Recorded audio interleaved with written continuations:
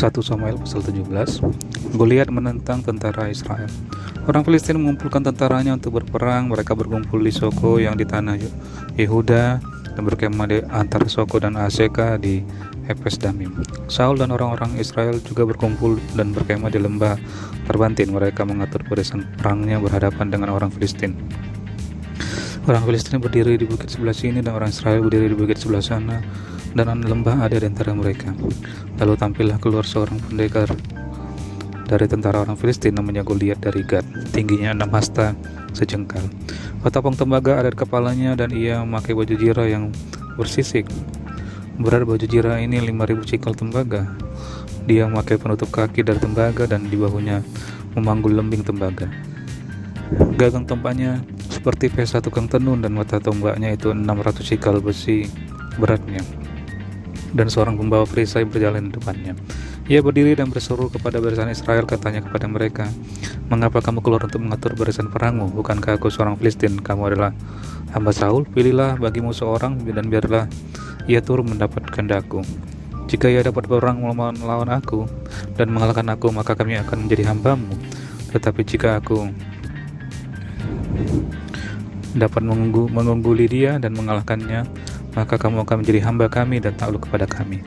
Pula kata orang Filistin itu, "Aku menantang hari ini barisan Israel. Berikanlah kepadaku seorang supaya kami berperang seorang lawan seorang." Ketika Saul dan segenap orang Israel mendengar perkataan orang Filistin itu, maka cemaslah hati mereka dan sangat ketakutan. Ayat 12. Daud tiba di medan pertempuran. Daud adalah anak seorang dari Efrata dari Betlehem Yehuda yang bernama Isai. Isai mempunyai 8 anak laki-laki. Pada zaman Saul, orang itu telah tua dan lanjut usianya. Ketiga anak Isai yang besar-besar telah pergi berperang untuk mengikuti Saul. Nama ketiga anaknya yang pergi berperang itu ialah Eliab, anak sulung, dan yang kedua ialah Abinadab, dan yang ketiga adalah Syamah. Daudlah yang bungsu. Jadi ketiga anak yang besar-besar itu pergi mengikuti Saul. Tetapi Daud selalu pulang daripada Saul untuk menggembalakan domba ayahnya di Betlehem. Orang Filistin itu maju mendekat pada pagi hari dan pada petang hari. Demikianlah ia tampil ke depan 40 hari lamanya. Isai berkata kepada Daud anaknya, "Ambillah untuk kakak-kakakmu bertih gandum ini seeva dan roti yang 10 ini, bawalah cepat-cepat ke perkemahan kepada kakak-kakakmu. Dan baiklah sampaikan keju yang 10 ini kepada kepala pasukan 1000. Tengoklah apakah kakak-kakakmu selamat dan bawalah pulang suatu tanda dari mereka." Saul dan mereka itu dan semua orang Israel ada di lembah Tarbantin tengah berperang melawan orang Filistin. Lalu Daud bangun pagi-pagi, ditinggalkannya lah kambing dombanya pada seorang penjaga, lalu mengangkat muatan dan energi dan pergi seperti yang diperintahkan Isai kepadanya. Sampailah ia ke perkemahan ketika tentara keluar untuk mengatur barisannya dan mengangkat sorak perang. Orang Israel dan orang Filistin itu mengatur barisannya, barisan berhadapan dengan barisan. Lalu Daud menurunkan barang-barangnya dan meninggalkannya di tangan penjaga barang-barang tentara. Berlarilah Daud ke tempat barisan. Sesampai di sana, bertanyalah ia kepada kakak-kakaknya apakah mereka selamat. Sedang ia berbicara dengan mereka, tampillah maju pendekar itu, namanya Goliat, orang Filistin dari Gad, dari barisan orang Filistin. Ia mengucapkan kata-kata yang tadi juga, dan Daud mendengarnya. Ketika semua orang Israel melihat orang itu, larilah mereka daripadanya dengan sangat ketakutan. Berkatalah orang-orang Israel itu, "Sudahkah kamu lihat orang yang maju itu? Sesungguhnya yang maju untuk mencemoohkan orang Israel. Orang yang mengalahkan dia akan dianugerahi raja kekayaan yang besar. Raja akan memberikan anaknya yang perempuan kepadanya, dan kaum keluarganya akan dibebaskannya dari pajak di Israel."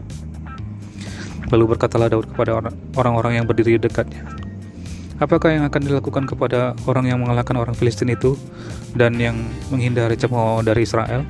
Siapakah orang Filistin yang tak bersunat ini sampai ia berani mencemoohkan barisan daripada Allah yang hidup?" Rakyat itu pun menjawabnya dengan perkataan tadi, "Begitulah akan dilakukan kepada orang yang mengalahkan dia." Ketika Eliab kakaknya yang tertua mendengar perkataan Daud kepada orang-orang itu, bangkitlah amarah Eliab kepada Daud sambil berkata, "Mengapa engkau datang? Dan pada siapakah kau tinggalkan kambing domba yang 2-3 ekor itu di padang gurun? Aku kenal sifat pemberanimu dan kejahatan hatimu. Engkau datang kemari dengan maksud melihat pertempuran." Tetapi jawab Daud, "Apa yang telah kuperbuat? hanya bertanya saja. Lalu berpalinglah ia daripadanya kepada orang lain dan menanyakan yang sama, dan rakyat beri jawab kepadanya seperti tadi. Terdengarlah kepada orang perkataan yang diucapkan oleh Daud, lalu diberitahukanlah kepada Saul, dan Saul menyuruh memanggil dia. Berkatalah Daud kepada Saul, "Janganlah seseorang menjadi tawar hati karena dia. Hamba-Mu ini akan pergi melawan orang Filistin itu." Tetapi Saul berkata kepada Daud, "Tidak mungkin engkau dapat menghadapi orang Filistin itu untuk melawan dia, sebab engkau masih muda, sedang dia sejak dari masa mudanya telah menjadi prajurit." Tetapi Daud berkata kepada Saul, "Hamba-Mu ini biasa menggembalakan kambing domba ayahnya. Apabila datang singa atau beruang yang menerkam seekor domba dari kawanannya, maka aku mengejarnya, menghajarnya, dan melepaskan domba itu dari mulutnya. Kemudian apabila ia berdiri menyerang aku, maka aku menangkap janggutnya itu lalu menghajarnya dan membunuhnya. Baik singa maupun beruang telah dihajar oleh hamba-Mu ini. Dan orang Filistin yang tidak bersunat itu, ia akan sama seperti salah satu daripada binatang itu, karena ia telah mencemooh barisan daripada Allah yang hidup." Pula kata Daud, "Tuhan yang telah melepaskan aku dari cakar singa dan dari cakar beruang, Dia juga akan melepaskan aku dari tangan orang Filistin itu." Kata Saul kepada Daud, "Pergilah, Tuhan menyertai engkau." Lalu Saul mengenakan baju perangnya kepada Daud, ditaruhnya ketopong tembaga di kepalanya dan dikenakannya baju jirah kepadanya. Lalu Daud mengikatkan pedangnya di luar baju perangnya, kemudian ia berikhtiar berjalan sebab belum pernah dicobanya. Maka berkatalah Daud kepada Saul, "Aku tidak dapat berjalan dengan memakai ini, sebab belum pernah aku mencobanya." Kemudian ia menanggalkannya. Ayat 40, perkelahian Daud dengan Goliat. Lalu Daud mengambil tongkatnya di tangannya, dipilihnya dari dasar sungai 5 batu yang licin dan ditaruhnya dalam kantung gembala yang dibawanya, yakni tempat batu-batu, sedang umbannya dipegangnya di tangannya. Demikianlah ia mendekati orang Filistin itu. Orang Filistin itu kian dekat menghampiri Daud, dan di depannya orang yang membawa perisainya. Ketika orang Filistin itu menunjukkan pandangnya ke arah Daud serta melihat dia, dihinanya Daud karena ia masih muda, kemerah-merahan, dan elok parasnya. Orang Filistin itu berkata kepada Daud, "Anjingkah aku, maka engkau mendatangi aku dengan tongkat?" Lalu demi para allahnya, orang Filistin itu mengutuki Daud. Pula orang Filistin itu berkata kepada Daud, "Hadapilah aku, maka aku akan memberikan dagingmu kepada burung-burung di udara dan kepada binatang-binatang di padang." Tetapi Daud berkata kepada orang Filistin itu, "Engkau mendatangi aku dengan pedang dan tombak dan lembing, tetapi aku mendatangi engkau dengan nama Tuhan semesta alam, Allah segala barisan Israel yang kau tantang itu. Hari ini juga Tuhan akan menyerahkan engkau ke dalam tanganku, dan aku akan mengalahkan engkau dan memenggal kepalamu dari tubuhmu. Hari ini juga aku akan memberikan mayatmu dan mayat tentara orang Filistin kepada burung-burung di udara dan kepada binatang-binatang liar, supaya seluruh bumi tahu bahwa Israel mempunyai Allah. Dan supaya segenap jemaah ini tahu bahwa Tuhan menyelamatkan bukan dengan pedang dan bukan dengan lembing. Sebab di tangan Tuhanlah pertempuran, dan Ia pun menyerahkan kamu ke dalam tangan kami." Ketika orang Filistin itu bergerak maju untuk menemui Daud, maka segeralah Daud berlari ke barisan musuh untuk menemui orang Filistin itu. Lalu Daud memasukkan tangannya ke dalam kantungnya, diambilnyalah sebuah batu dari dalamnya, diumbannya, maka kenalah dahi orang Filistin itu, sehingga batu itu terbenam ke dalam dahinya, dan terjerumuslah ia dengan mukanya ke tanah. Demikianlah Daud mengalahkan orang Filistin itu dengan umban dan batu. Ia mengalahkan orang Filistin itu dan membunuhnya tanpa pedang di tangan. Daud berlari mendapatkan orang Filistin itu, lalu berdiri di sebelahnya. Diambilnyalah pedangnya, dihunusnya dari sarungnya, lalu menghabisi dia. Dipancungnyalah kepalanya dengan pedang itu. Ketika orang-orang Filistin melihat bahwa pahlawan mereka telah mati, maka larilah mereka. Maka bangkitlah orang-orang Israel dan Yehuda, mereka bersorak-sorak lalu mengejar orang-orang Filistin sampai dekat Gad dan sampai pintu gerbang Ekron. Dan orang-orang yang terbunuh dari orang Filistin bergelimpangan di jalan ke Saaraim, sampai Gad dan sampai Ekron. Kemudian pulanglah orang Israel dari pemburuan hebat atas orang Filistin, lalu menjarah perkemahan mereka. Dan Daud mengambil kepala orang Filistin yang dipancungnya itu dan membawanya ke Yerusalem, tetapi senjata-senjata orang itu ditaruhnya dalam kemahnya. Ketika Saul melihat Daud pergi menemui orang Filistin itu, berkatalah ia kepada Abner, panglima tentaranya, "Anak siapakah orang muda itu, Abner?" Jawab Abner, Demi Tuanku hidup ya Raja, sesungguhnya aku tidak tahu. Kemudian Raja berkata, tanyakanlah anak siapakah orang muda itu. Ketika Daud kembali sesudah mengalahkan orang Filistin itu, maka Abner memanggilnya dan membawanya menghadap Saul, sedang kepala orang Filistin itu masih ada di tangannya. Kata Saul kepadanya, anak siapakah engkau, ya orang muda? Jawab Daud, anak hamba tuanku Isai orang Betlehem itu. 1 Samuel pasal 18. Daud dan Yonatan. Ketika Daud habis berbicara dengan Saul, berpadulah jiwa Yonatan dengan jiwa Daud, dan Yonatan mengasihi dia seperti jiwanya sendiri. Pada hari itu Saul membawa dia dan tidak membiarkannya pulang ke rumah ayahnya. Yonatan mengikat perjanjian dengan Daud karena ia mengasihi dia seperti dirinya sendiri. Yonatan menanggalkan jubah yang dipakainya dan memberikannya kepada Daud, juga baju perangnya, sampai pedangnya, panahnya, dan ikat pinggangnya. Daud maju berperang dan selalu berhasil kemana juga Saul menyuruhnya, sehingga Saul mengangkat dia mengepalai para prajurit. Hal ini dipandang baik oleh seluruh rakyat dan juga oleh pegawai Saul. Ayat ke-6, Saul benci kepada Daud. Tetapi pada waktu mereka pulang, ketika Daud kembali sesudah mengalahkan orang Filistin itu, keluarlah orang-orang perempuan dari segala kota Israel menyongsong Raja Saul sambil menyanyi dan menari-nari, dengan memukul rebana, dengan bersukaria, dan dengan membunyikan gerincing. Dan perempuan yang menari itu menyanyikan berbalas-balasan, katanya, Saul mengalahkan beribu-ribu musuh, tetapi Daud berlaksa-laksa. Lalu bangkitlah amarah Saul dengan sangat, dan perkataan itu menjebalkan hatinya, sebab pikirnya, kepada Daud diperhitungkan mereka berlaksa-laksa, tetapi kepadaku diperhitungkannya beribu-ribu.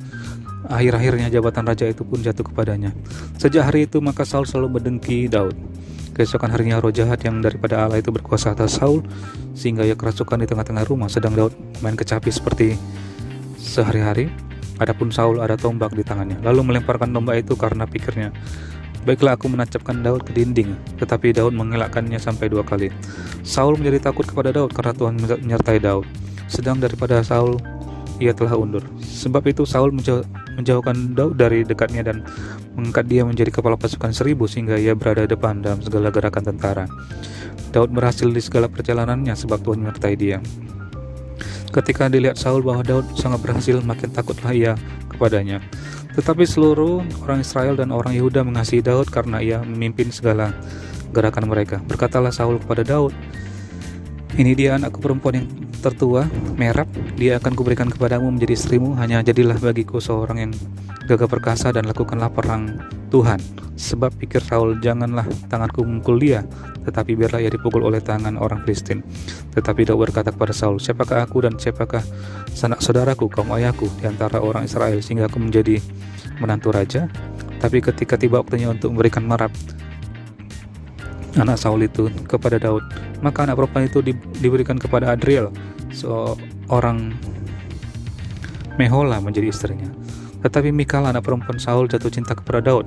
Ketika hal itu diberitahukan kepada Saul, maka ia pun menyetujuinya. Sebab pikir Saul, baiklah Mikal kuberikan kepadanya, biarlah ia menjadi jerat bagi Daud, dan biarlah tangan orang Filistin memukul dia. Lalu berkatalah Saul kepada Daud untuk kedua kalinya, pada hari ini kau boleh menjadi menantuku. Lagi Saul memerintahkan kepada para pegawainya, katakanlah kepada Daud dengan diam-diam demikian, sesungguhnya raja suka kepadamu dan para pegawainya mengasihi engkau, maka sebab itu jadilah engkau menantu raja. Lalu para pegawai Saul menyampaikan perkataan itu kepada Daud. Tetapi Daud menjawab, perkara ringankah pada pemandanganmu menjadi menantu raja? Bukankah aku seorang yang miskin dan rendah? Para pegawai Saul memberitahukan kepada raja, katanya, demikianlah jawab yang diberi Daud.